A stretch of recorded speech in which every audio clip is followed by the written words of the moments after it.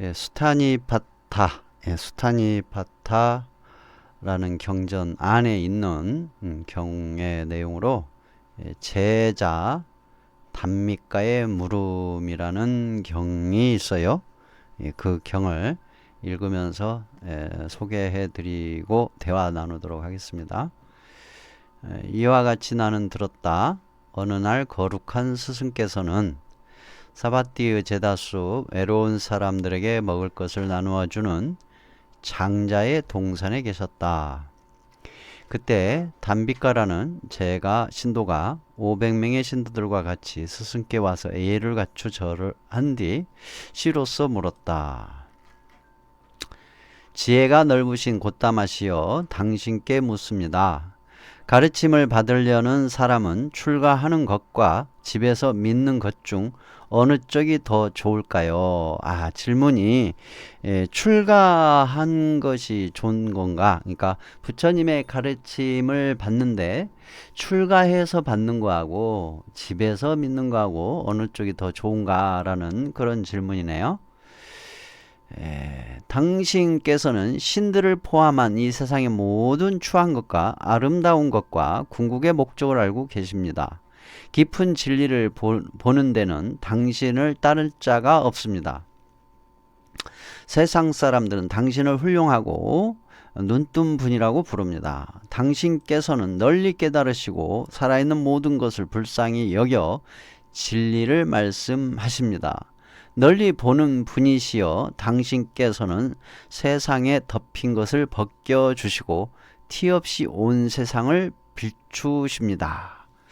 지금 이 내용, 이 문장의 내용은 경전에 이제 일부러 이와 같이 조금 더 부처님의 이대함을 강조하는 문장이 아닌가 싶어요. 왜냐하면 부처님께 가르침을 배워서 부처님이 어느 정도로 깨달으시고 어느 정도로 진리를 확실한 진리를 우리에게 가르쳐 주는지 전혀 모르는 사람이잖아요.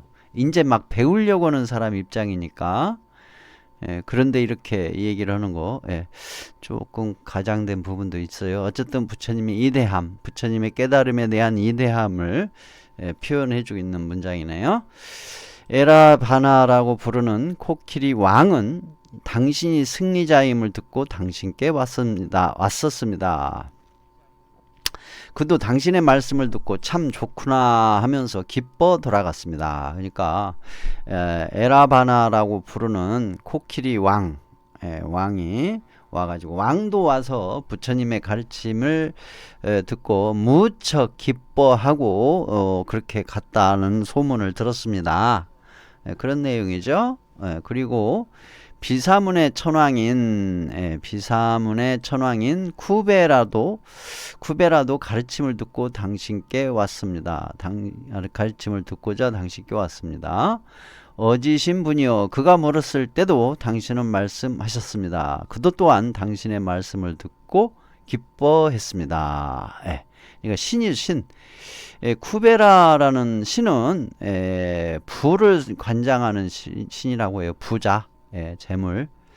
그러니까 천상의 신한테도 가르침을 펼쳤다는 내용이에요. 아비지카 교도이건 자이나 교도이건 논쟁을 즐기는 어떤 이교도일지라도 모두 지혜로는 당신을 따를 수 없습니다. 마치 서 있는 사람이 달리는 사람을 따를 수 없는 것처럼 논쟁을 즐기는 어떤 바라문일지라도, 그가 노년이거든 중년이건 또는 청년인 바라문일지라도, 또는 나야말로 논객이다라고 자부하는 사람들조차도 다들 당신의 도움을 얻고자 합니다. 스승이시여, 당신께서 말씀하신 진리는 오묘하고 또한 평화를 가져다 줍니다. 원컨대 저희들에게도 설해 주시옵소서. 더 없이 눈뜬 분이시여. 출가 수행자들과 재가 수행자들은 눈뜬 분의 말씀을 들으려고 여기 모였습니다. 티 없는 분, 눈뜬 분이 깨닫고 가르치는 진리를 듣기 위해서 마치 신들이 인도하시는 말을 듣는 것처럼 이 자리에 모였습니다. 이제 이렇게 질문을 하는 것 같아요. 그러니까 이제 부처님이신 스승께서 말씀하셨다. 수행자들이여 내 말을 들으라. 번뇌를 없애는 이치를 그대들에게 말하겠노라. 그대들은 모두 그것을 잘 지키라. 뜻을 보는 지혜로운 이는 출가한 사람에게서 그 행동을 배우고 따르라. 수행자는 제때가 아닌 때는 돌아다니지 말라. 정해진 시간에 탁발을 하려 마을에 가라. 때는 아닌데 다니는 것은 집착의 엉머인 것이다. 그러므로 눈뜬 사람들은 제때가 아닌 때는 나다니지 않는다. 네, 이 당시에 이 기준에 맞는 내용은 여기서 말하는 수행자는 불교의 승려로서 스님을 얘기하는 거죠. 비구. 제때가 아닌 때라는 것은 12시가 지난 시간을 말한다고 해요. 비구는, 그러니까 불교의 수행자는 낮 12시 이후에는 밥을 얻어먹지도 못하게 되어 있고, 정해진 시간은 낮 12시 이전에 돌아다녀서 밥을 얻어서 먹는다. 그런 내용의 라고 볼 수 있을 것 같아요. 그 다음에 모든 빛, 소리, 냄새, 맛, 촉감은 사람을 도취시킨다. 이 5가지 욕망을 삼가고 정해진 시간에 아침밥을 얻으러 마을에 들어가라. 그리고 수행자는 정해진 때에 얻은 밥을 가지고 홀로 그늘에 앉으라. 자신을 다스리고 안으로 돌이켜 마음이 밖으로 쏠리게 해서는 안 된다. 만일 가르침을 듣고자 하는 사람이 있거나 다른 수행자들과 함께 이야기할 일이 있거든 그 사람에게 훌륭한 진리를 보여주어라. 이간질을 하는 말이나 헐뜯는 말은 해서는 안 된다. 이간질하는 말이나 헐뜯는 말을 해서는 안 된다. 사실 어떤 사람들은 비방하는 말에 반발한다. 그처럼 옹졸한 사람을 우리는 칭찬하지 않는다. 논쟁의 집착이 이곳저곳에서 일어나 그들을 속박함으로 방심하게 된다. 지혜가 뛰어난 제자는 훌륭한 사람, 부처님의 설법을 듣고 음식과 거처와 침구와 가사를 세탁할 물을 조심해서 사용하라. 그러므로 수행자는 음식을 씻고 침구와 가사를 세탁할 물 같은 것에 집착하여 더럽히는 일이 없다. 마치 용꽃 잎에 구르는 물방울처럼. 다음은 제가자가 해야 할 일을 말하리라. 이제 제가 신도들에게 해주는 말이네요.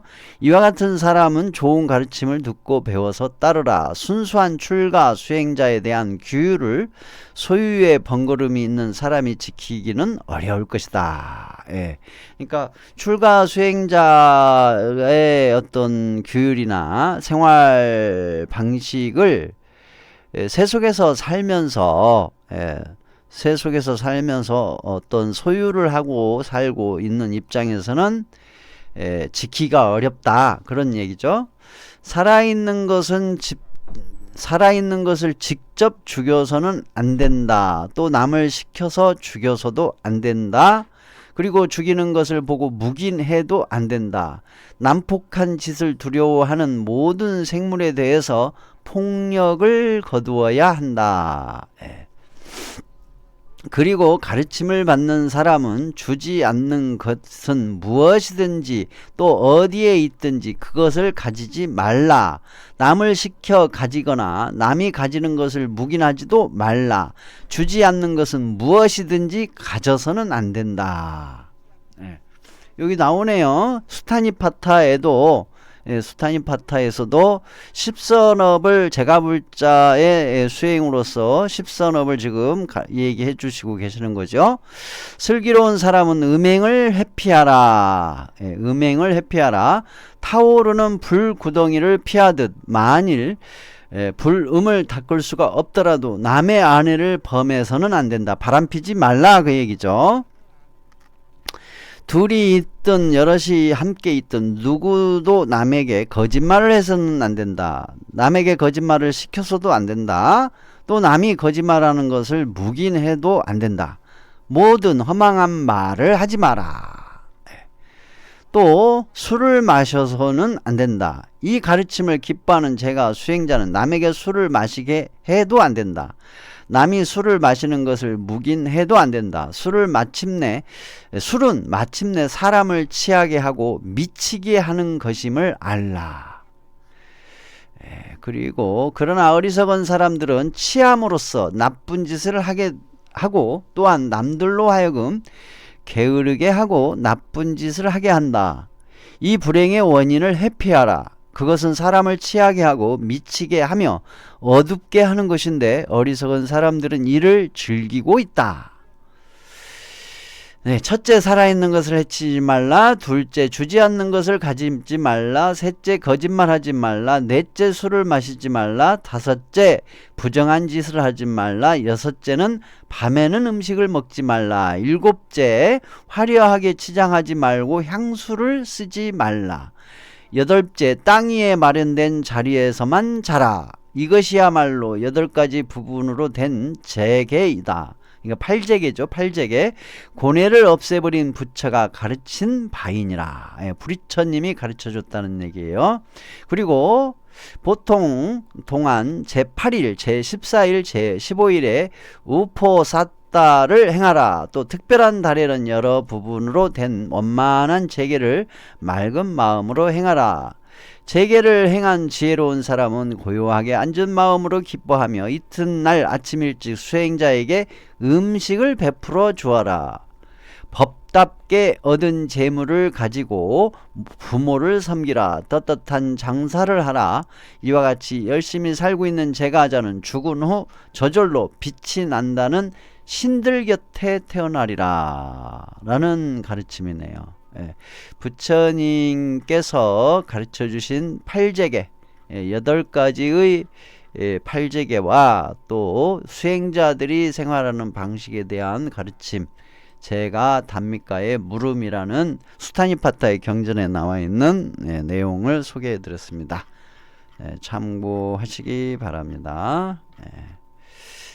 다음 장은 출가라는 장인데 다음 시간에 또 하도록 할게요.